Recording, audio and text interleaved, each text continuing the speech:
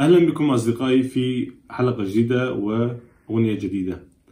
اليوم راح نتعلم أغنية داي. يلا نبلش. طبعا أصدقائي أغنيتنا اليوم هي على مقام الكرد. مقام الكرد يتألف من النقطة التالية. نبلش من تل النصاني لما نتقو فاضي: سول، لا، سي، دو، ري، مي، فا، سول. إيابا كمان: سول، فا، مي، ري، دو، سي، لا.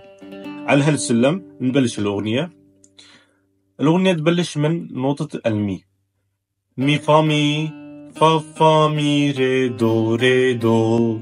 كمان: مي فا مي، فا فا مي ري دو ري دو. ري مي ري، مي ري دو سي دو سي. دو ري دو، ري دو سي لا سي لا.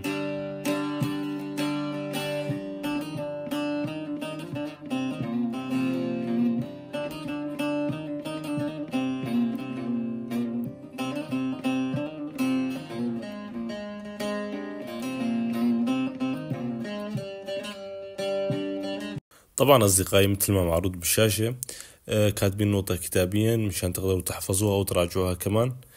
إذا عندكم أي استفسار أو بدكم تسألوا شيء تقدروا تكتبوا لنا بالتعليقات أو تراسلونا على الانستغرام.